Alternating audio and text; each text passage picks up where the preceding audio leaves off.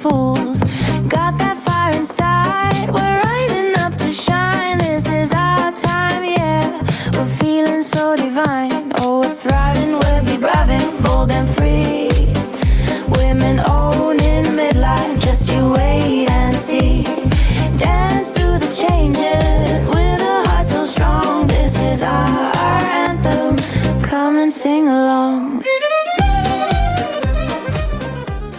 Hello, my friends, and welcome back to Not Your Mother's Midlife. I'm your host, Joanna, and today we're going to talk about cocktails. Okay, have you ever been scrolling Instagram or Facebook and someone's talking about taking a break from alcohol and you just flick right past it? Read this article or listen to this podcast and you're like, nope, please don't be a buzzkill today because I've got plans tonight. That was absolutely me. We have all tried at least one of them: dry January, free February, sober October, maybe even something random like dry July. Who knows? There's probably a rhyming one for every month by now. And we've all known someone who's done it or been invited to do it or tried it ourselves or maybe even failed it or just been miserable the whole time because it feels like such a chore. You can't wait for it to end so that you can celebrate by going out for a drink again with your friends. I think it was like 2 years ago, my husband, he sent me a podcast about alcohol and what it does to your body, what it does to your brain and all of that. It was from the Huberman Lab. I remember saying, "Oh, wow, thank you.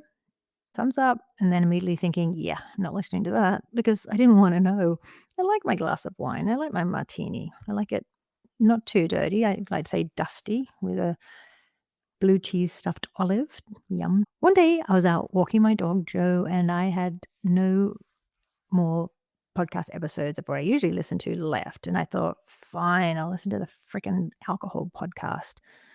So I put it on, and it was a pretty long podcast. Joe got a nice long walk that day because I couldn't turn it off. It was so informative and honestly, it was kind of confronting because when you start to understand how toxic alcohol is for your body, there's a weird mix of, ugh, I wish I didn't know this. And actually, I really needed to know this. Fast forward to this past January, I was on Instagram just scrolling around and I saw a friend's Instagram page that I hadn't seen for a while, but she posted some beautiful photos. And I was like, oh, that's so nice. She was on vacation or something in Africa. And I clicked on it because I wanted to have a look. And I started scrolling down through her other beautiful photos. And then pretty far down, I noticed a video. I clicked on it and she said something like, this is going to be my last glass of rosé. I'm going to stop drinking after this. I'm nervous, never done this before, and I don't think I'm an alcoholic, but I just want to see what happens.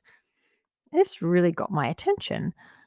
She talked about how she'd been drinking wine every night for so long she couldn't even remember when it started.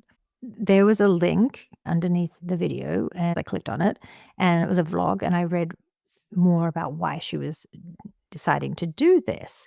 She had attached a book that had helped her, and it was by Annie Grace, and it was called This Naked Mind. And then I went on to that page and I started reading about it, and then there was an app. So I looked on the app.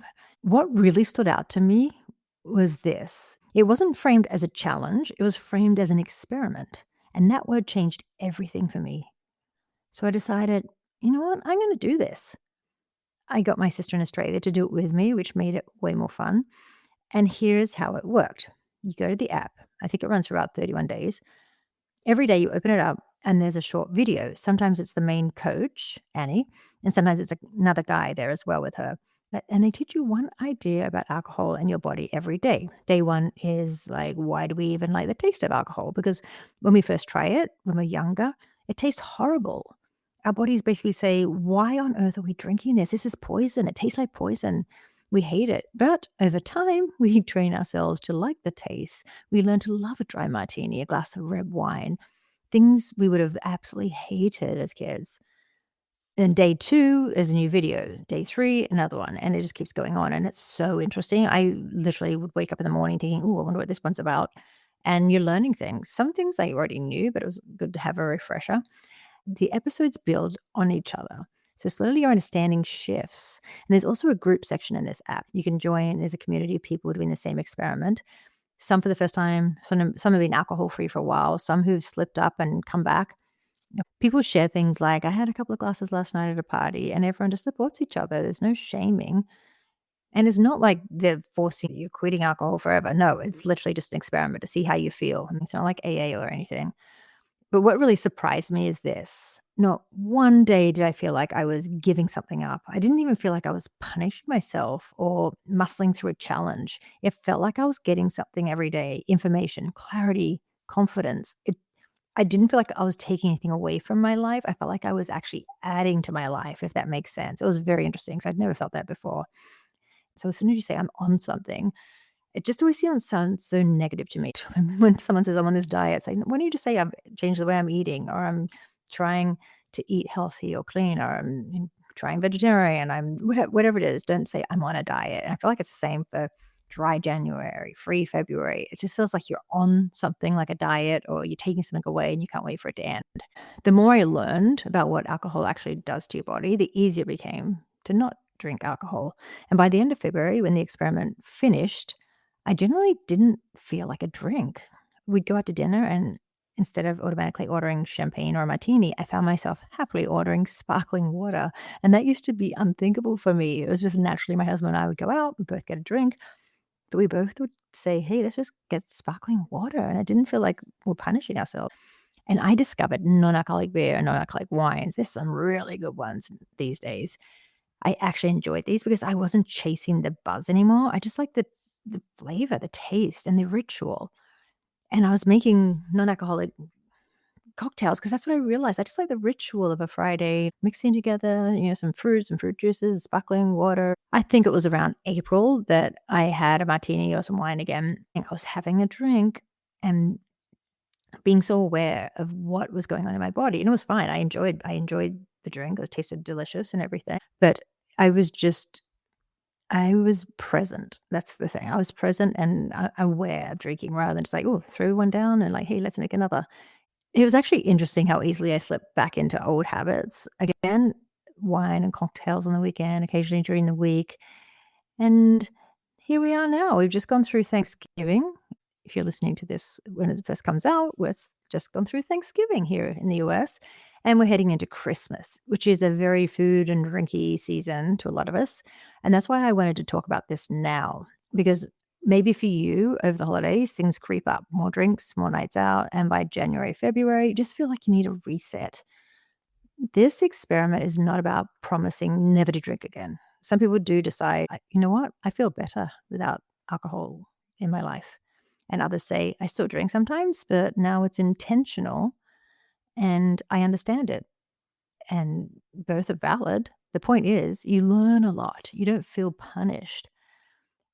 So, if this is sparking something in you, maybe this is your sign to try it.